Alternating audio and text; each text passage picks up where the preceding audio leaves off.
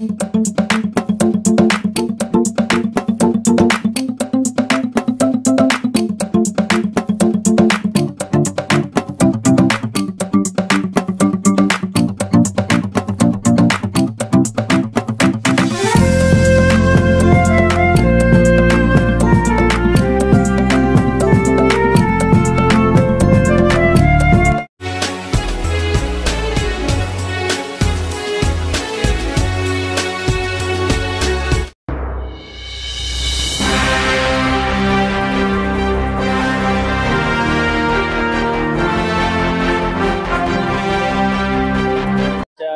3चे अधिकारी पी.आय. अजित शिंदे, ए.पी.आय. सर्जेराव पाटील, ए.पी.आय. उगल मोगले, पी.एस.आय. भिसे आणि त्यांच्या टीमला गोपनीय माहिती मिळाली होती की पोलीस आयुक्तालय ठाणे क्षेत्रामध्ये नवी मुंबई आणि मीरा भाईंदर मुंबई या ठिकाणी जबरी चोरी, घरफोडी, वाहन चोरी करणारी टोळी कार्यरत आहे।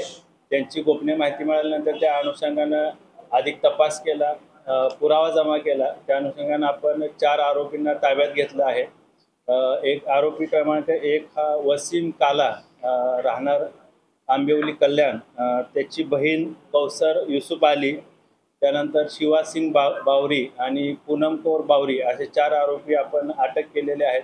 अधिक तपास केला असता या आरोपींनी एकूण जवळपास 29 गुन्हे केल्याचं निष्पन्न झालं। त्याच्यामध्ये 20 चेन स्नॅचिंगचे गुन्हे आहेत, एक दरोड्याचा गुन्हा आहे, मोटरसायकल चोरीचे 5 गुन्हे आहेत, घरफोडीचे 3 गुन्हे आहेत, असे 29 गुन्हे यांच्याकडून आपल्याला उघडकीस आलेले आहेत। त्याच्यामध्ये आतापर्यंत जवळपास 36,29,000चा मुद्देमाल जप्त करण्यात आलेला आहे।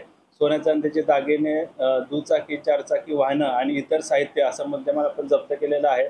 या शिवासिंग बावरी आणि पूनम कौर बावरी यांच्यावर यापूर्वी जवळपास 25 पेक्षा जास्त गुन्हे विविध पोलीस स्टेशनमध्ये ठाणे असेल, नवी मुंबई असेल, मुंबई असेल या ठिकाणी दाखल आहेत। आरोपी वसीम काला आणि त्याची बहीण कौसर युसुफ अली यांच्यावर देखील 30 पेक्षा जास्त जबरी चोरीचे गुन्हे दाखल आहेत। या अनुषंगाने अधिक तपास गुन्हे शाखे युनिट 3चे अधिकारी ACP शेखर बागडे यांच्या मार्गदर्शनामध्ये करत आहेत। शिवासिंग बावरी आणि पूनम कौर बावरी हे घरफोडी किंवा दरोड्याच्या अनुषंगाने अनधिकृतपणे घरामध्ये प्रवेश करायचे, मारहाण करून जबरीनं सोन्या चांदीचे दागिने असतील, रोख रक्कम असेल हे चोरून घेऊन जातो।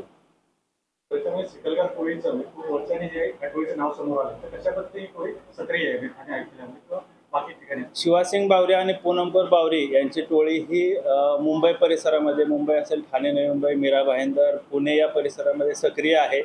हे रेकी करतात, त्याच्यानंतर त्या घरावर पाळत ठेवून त्या अनुषंगाने रात्री दरोड्याचा त्याच्यामध्ये प्रयत्न करतात आणि जी मालमत्ता आहे, रोख रक्कम, दागिने किंवा इतर जी काही मालमत्ता आहे ती जबरीने चोरून घेऊन जातात। सध्या आपल्याला तपासामध्ये एकूण हे 4 आरोपी निष्पन्न झालेले आहेत। ते 4 आरोपी आपल्या ताब्यामध्ये आहेत, अटकेमध्ये आहेत। अजून यांचे कोण साथीदार आहेत का, यांच्यासोबत आधी कोणी मदत केली आहे का, इतर कोण त्यांचे साथीदार आहेत का, या अनुषंगाने पोलीस अधिक तपास करत आहेत।